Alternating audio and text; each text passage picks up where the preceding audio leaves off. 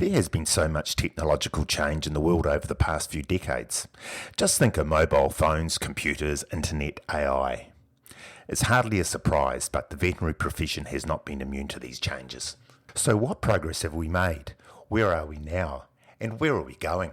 My thinking is, Brian, that eventually we're going to have cataloged so much data when it comes to veterinary medicine or radiology or, other skill-based learnings that we're going to be able to take that data, look at the interpretation, look at the recommendations, and then use our brain that's able to look at all of the different factors to make a better outcome. This episode, we have a guest who is at the sharp end of veterinary innovation. My name is Shawn Wilkie. I'm the CEO of Talkatoo and the co-host of the Veterinary Innovation Podcast. I'm a multi-time tech startup founder from Nova Scotia, Canada, and really happy to be here. You are listening to the Vet Podcast, presented by veterinarian Dr. Brian Greger from New Zealand. Join us as we discuss pet health issues from around the world.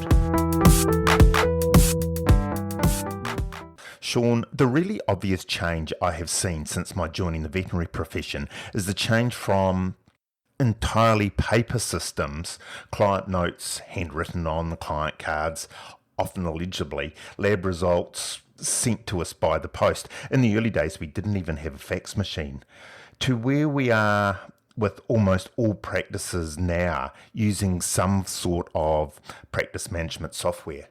Well, it's really interesting. I mean, the PIMS or the PMS or the practice management system or, whatever name you want to put on it has seen so much evolution because of the onset of software as a service, and there's a lot of really interesting things happening in that world.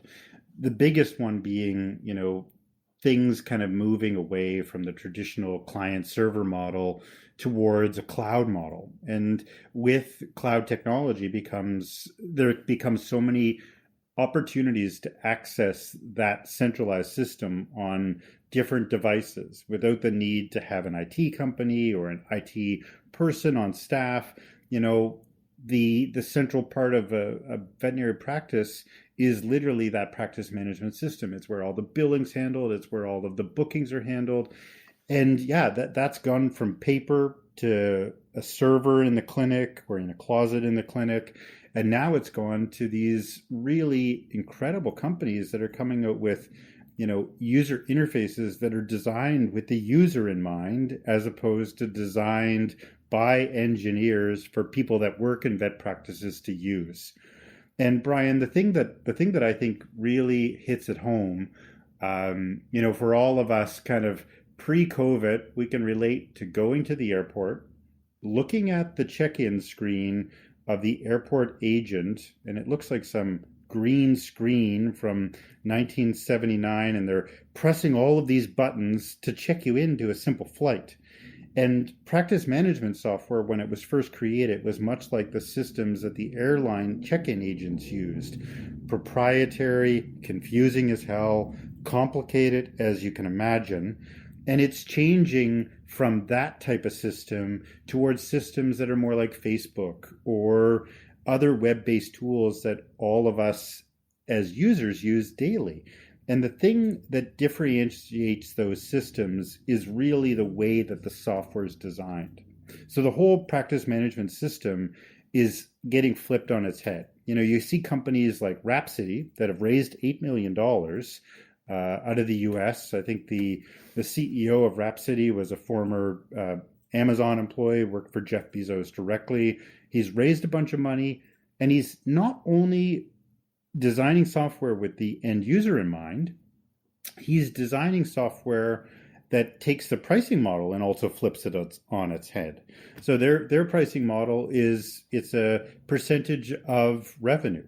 So it's free software, free deployment, and we'll take a tiny little percentage of revenue. I don't know how that's going to work out because veterinarians really like their margins, but you have very interesting things happening. Not only is the software being designed with the end user in mind, but there's different pricing models, different deployment models. And you're seeing other companies build software. There's a company called Vetter out of the US. They build software primarily for people that use Apple products. You've got a friend of yours or somebody over in New Zealand, Headley at EasyVet. I mean, these guys have been going at it for 15 years, but they're growing leaps and bounds. So I think they've just opened a Dallas office and a UK office.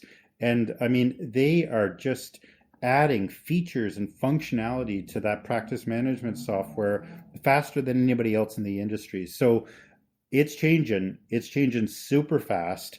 And, there's an analogy that I often speak about when it comes to, software development and deployment, which is, if you bought Microsoft Office 1997, you got it on a CD. That software was created from 1994 to 1996. They tested it for a year, and then they froze it in time, and they shipped it out all around the world, and it was never going to get any better unless you bought the next version. And this switch to software as a service and things being a subscription model is nice because it takes that upfront big burden out of the equation. You're no longer talking about $20,000 or $5,000 or $3,000 to buy the software. You're going to pay per user. You're going to pay for as much as you need. But the beautiful part of this and the beautiful part of cloud technology is every week or every 2 weeks, the software has new features, and it allows you as a veterinary professional to leverage best in breed technology and never have to learn a new piece of software again, because the software just generally and very gently gets better. Shawn, in our supposed paperless clinics, one major frustration is simply it isn't. Most practices actually had an increase in documentation. Admission forms, fee estimations, hospital notes, lab results, surgery notes, anaesthetic records, discharge notes, and finally invoicing. Each hospitalised animal seemed to have half a tree's worth of paper following it around the clinic.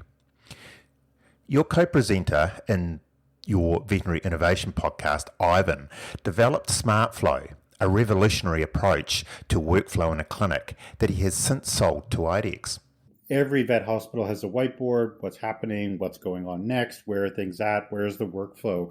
And what he really set out to do, and I think did a phenomenal job, is take all of those workflows and automate them through an electronic system, through the use of digital displays, and really optimize the workflow in veterinary hospitals by examining it, and then build a tool that really allowed you to take a client and a patient from check-in to check out and really look and examine that workflow, that existing workflow, and then use software tools to kind of progress through that journey of the veterinary hospital visit. Shawn, even though I consider myself to be fairly technologically literate, one issue that I've always struggled with is typing my notes. Even though my mother was a typist, I never actually learnt to type. I'm probably one of, those good old-fashioned two-finger bashes and really did go through quite a few keyboards. One of the things that a lot of veterinary clinicians struggle with is, all of this electronic tools, they're great. And a lot of them save time. If you're going back to look at records, if you had to do that with paper, it's an onerous process. And the ability to do digital searches and, use technology like that has really helped. But the thing that people struggle with, is really using those tools, being comfortable using them. And then nobody likes to type. Nobody likes to sit down after a busy day or day filled with surgeries and type out medical records. No veterinarian ever will say that the biggest thing that they learned during their vet school was the ability to be a really great note taker and a really great typist. And nobody ever wanted to do those things. So, a little self-indulgence plug for my startup. That's what Talkatoo. So we've started this company to really help take people's voice and turn it into text in a very simple, easy to use way. And our software works in any of the practice management software and any other software. So if there is a clinician that's struggling with, digital records, or even just finding the time to do good medical records, we can take that time and cut it at least in half and allow them to just kind of progress through those medical records as quick as they can talk. Shawn, I'll actually put a link for Talkatoo on our website if you like, which for anyone who wants to track that down, remember we've got a new website, vetpodcast.weebly.com. So if there are any practitioners listening who would like to follow this up, I'm sure Shawn would love to hear from you. Now, you mentioned earlier digital searches, Shawn. In-house, most practices can, whether they do or not is another matter, I suppose, but most practices have the ability to drill into their own database. How many red cats with 5 legs had whatever disease and how was it treated and what was the outcome. But unfortunately, that's about as far as it goes. In New Zealand here, there is a national database to which all of our human medical colleagues supply information. And it's therefore possible to get a lot bigger picture of the disease and outcomes. Just even looking at the way that they're tracking COVID at the moment is just a proof in point, I suppose. Do you foresee in future some sort of, perhaps consolidation of disease prevalence, treatment and outcomes, whereby this information can be used for the greater good? Yeah, there is currently a push right now, and it's being driven not for those reasons, but because of what's happening in the veterinarian industry across the world. Particularly, it's happened in Europe many years ago, and now it's found its way to the largest market in the world, which is the United States. And so what's happening in the United States is you have these consolidator groups that are buying up hospitals as quick as veterinarians are willing to sell them. You've got big groups that are buying. We actually just had an episode, I think it came out on our podcast on the 4th of June.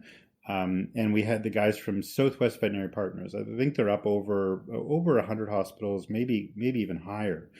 And so they're a data-driven company that buys hospitals. And one of the things that these consolidators are really struggle with is normalizing the data, not necessarily from a case or disease or infection control perspective, but even just simple things like drugs, inventory items. They have 55 different names for one item that may be in inventory across their hospital group. So you are seeing a normalization of this data, and I think that there's a lot of benefit that can be derived from normalization of the data, and then also making that data available. And I look at one of my favorite episodes that we had on the Veterinary Innovation Podcast. We had a senior VP from Antec, which is a global company in the vet space, and they were talking about what they've been able to do, because Antec is part of the Mars Group. Mars owns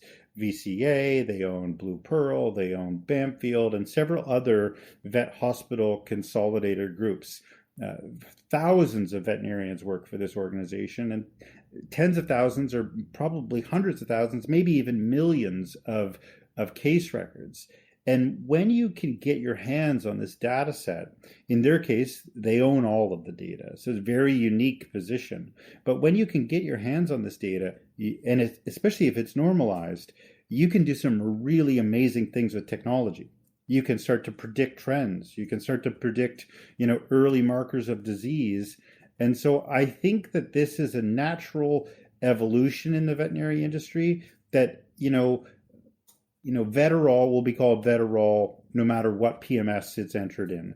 So I think that there is a massive opportunity for data normalization and for sharing this normalized data across subsets or groups of veterinary hospitals around the world to help advance the industry. It's a touchy subject because, especially when you get into data ownership, and then you get into data, I think it was a couple of years ago, surpassed oil as the most valuable commodity in the earth. And so when you look at this data, you really do get into those touchy conversations, which is, sure, we want to advance the profession, but do we really want, a large company to own that data and be able to manipulate or change the market or sell more? So it's happening. I don't know what that evolution looks like, but I know that there's a lot of benefit as well as a fair amount of risk with making that data more widely available. So let's just change tack slightly and talk about artificial intelligence in veterinary practice. This is how Stephen Hawking sees it. Success in creating AI would be the biggest event in human history. Unfortunately, it might also be the last, unless we learn how to avoid the risks. Artificial intelligence is different things to different people, all with their own concerns or excitement about what it could bring. Shawn, how do you view artificial intelligence? Yeah, it's really interesting. I mean, I'll steal an analogy from a friend of mine, Ivan, my co-host. So he stole it from somebody else, so I'll just claim it. But he said, there's this whole world. We've got machine learning, and then we've got artificial intelligence. And he said, machine learning happens, in PowerPoint, and AI happens on the back of a napkin. And it's really interesting because there's a great book for anybody that's interested in this topic. I just love it. It's called The Singularity. It's by a guy named Ray Kurzweil, and he talks about this merging together of man and machine. And I think predicts that 2040 is when it happens. So that means that we become permanently hooked up to technology, and being a technologist, I really love this idea. And so the current state of AI, in my opinion, is just a bunch of really fancy algorithms, which in my opinion is just simply, it's a bunch of very complex mathematical equations that determine an outcome.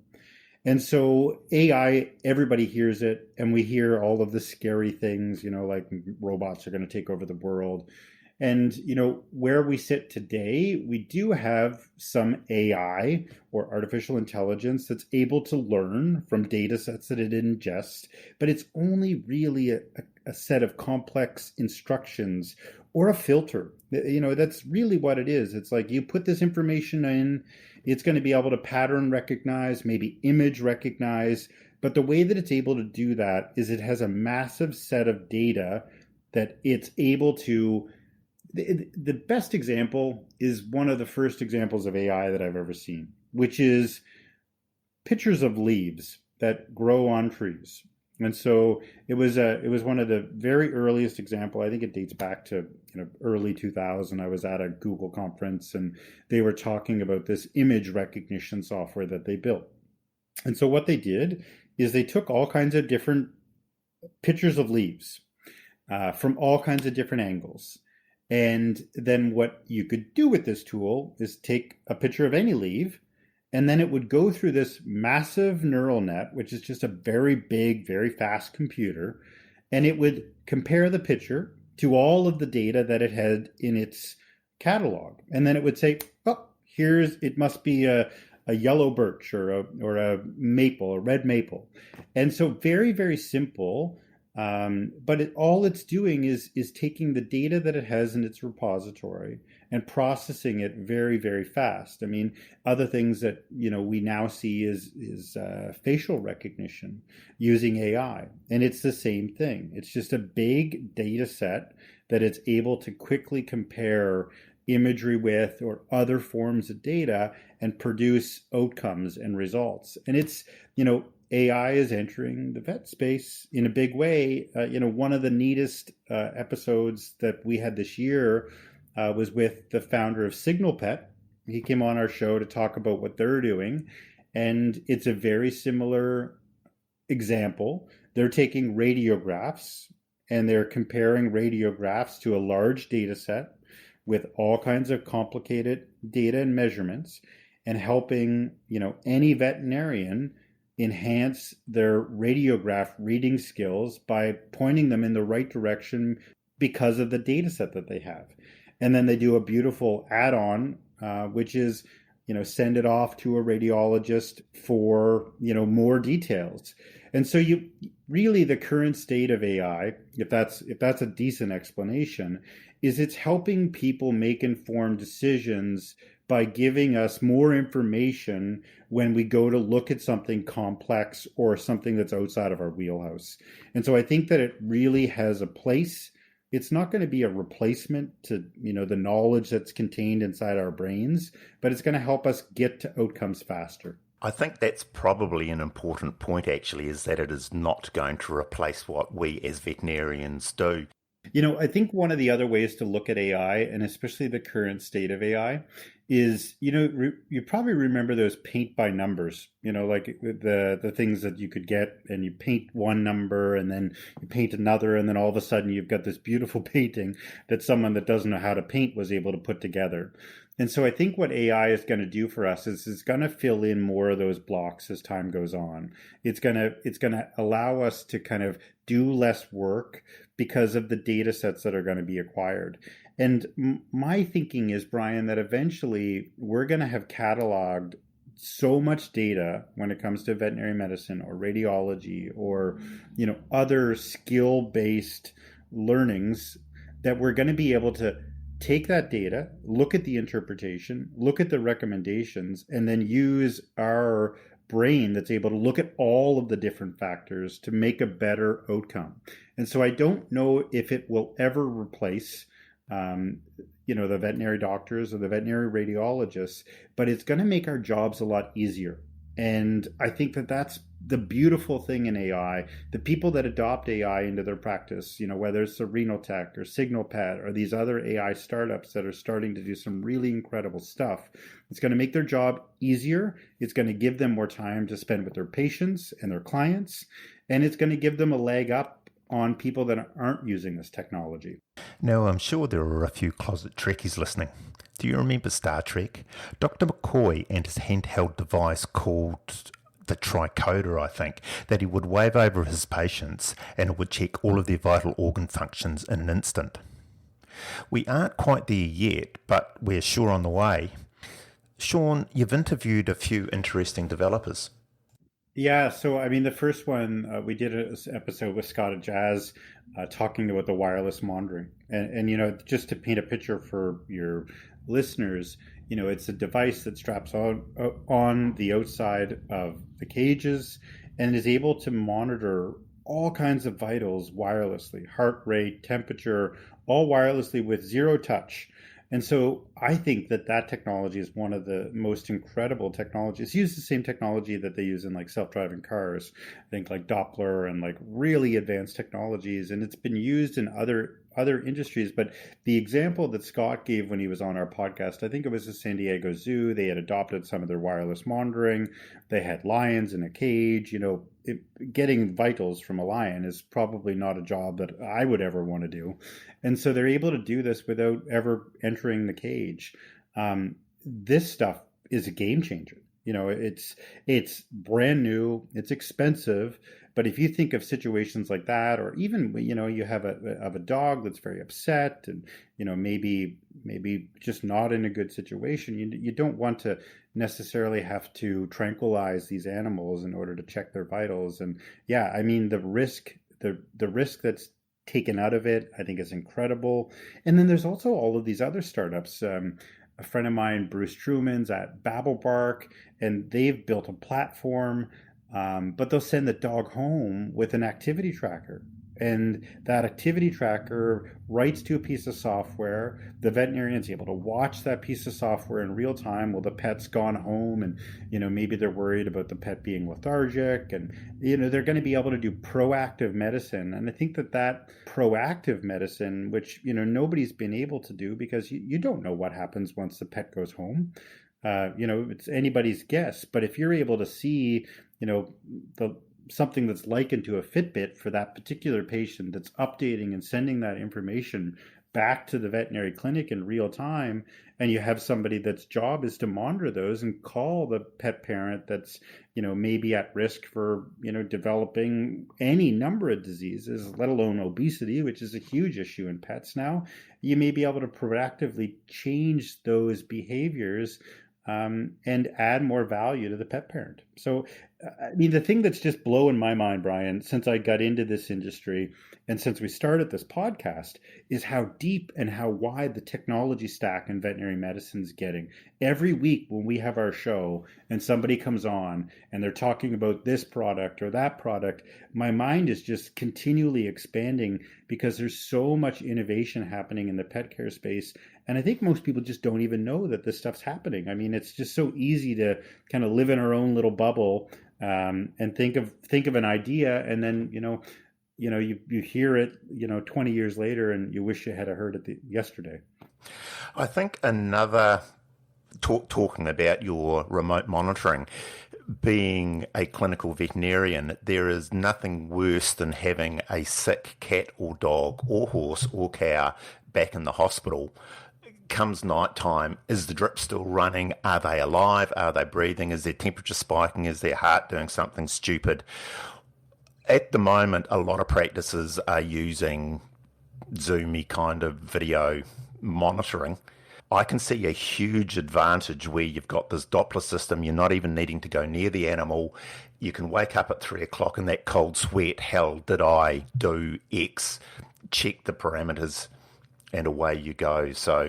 And it's even better than that, Brian, because not only can you do that, but you can set alerts, right? So you can say, call my phone or call these 3 numbers if this thing happens. And, it just, the peace of mind as a physician to be able to have those notifications and not have to have somebody stay at the hospital all weekend for one patient, or to monitor a couple of patients. I mean, all of your profitability goes out the door when you're doing things like that. So not only can you increase the profit of your practice, you can also increase your quality of life. And, you look at the cost of some of these devices and you're like, oh, it's probably not worth it. But then when you waste a couple of weekends, sitting around, maybe catching up on paperwork or doing whatever else, when you could have been off spending time with your family. And I think, for me, that's the biggest point. Technology is not all good. I mean, I've been involved in technology for my entire career, and the number of late nights and sore necks and damaged backs that I've had because I've been fighting with technology, which everybody can relate to, that's cursed at a computer at least once in their life. There's a lot of frustration that comes, but man, when we get something right and we can rely on it, it literally changes our lives. Imagine if we had to go back to paper. Like, some people I think they flirt with that idea, but nobody's done it. I don't know anybody that's kicked out the computers and turned off the internet and come back to, encyclopedias or medical journals.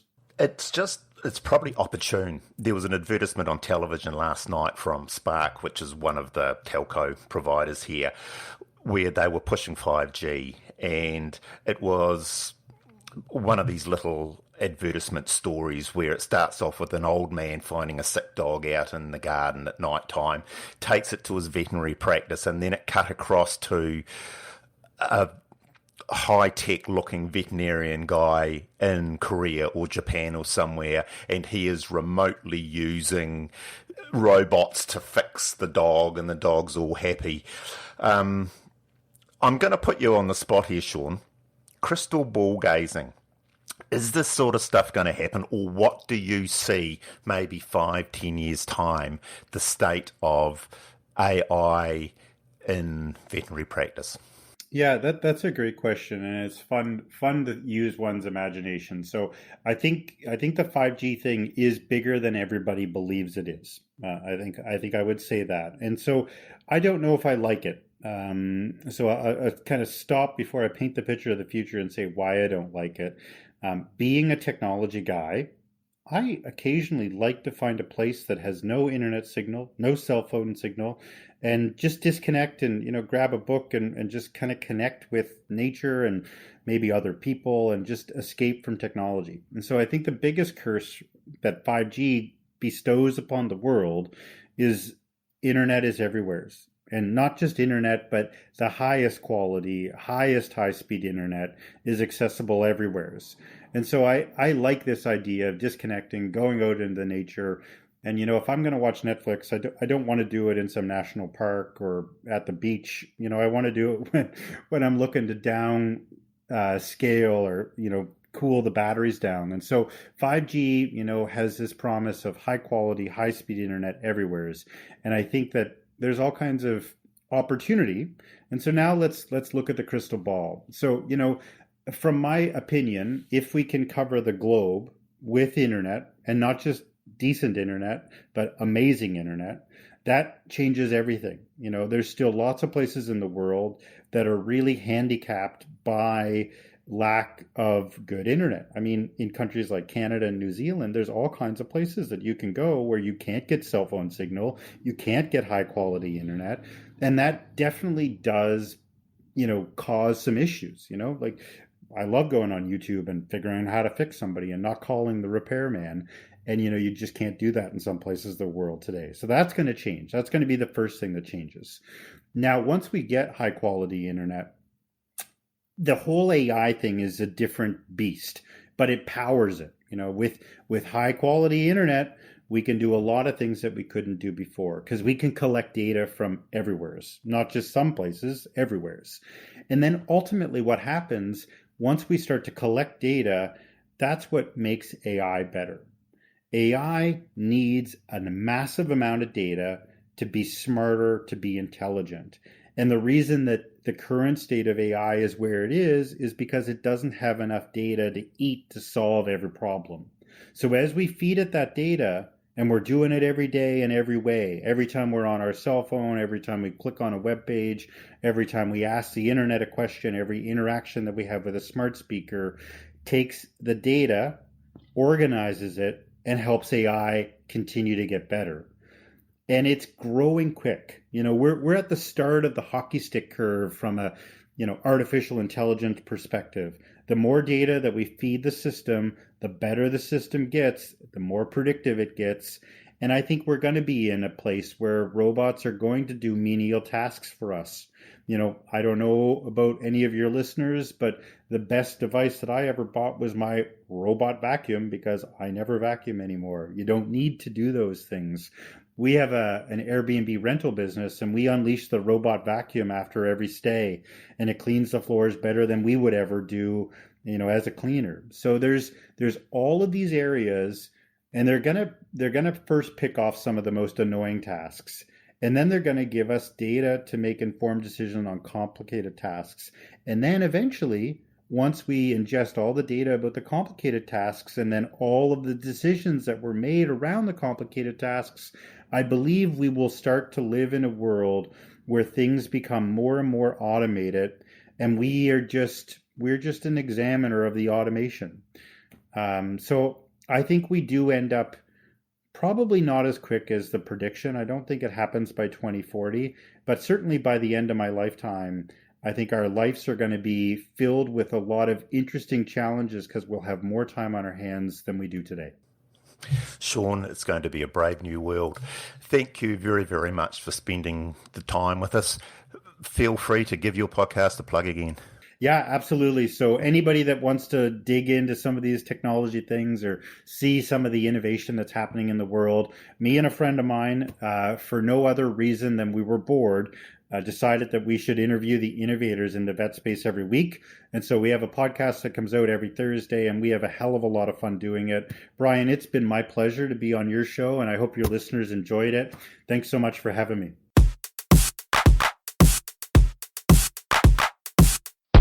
If you want to have a listen to Shawn's podcast, it is called the Veterinary Innovation Podcast, and it certainly is worth a listen. As I said earlier, I have put a link on our website, which is vetpodcast.weebly.com.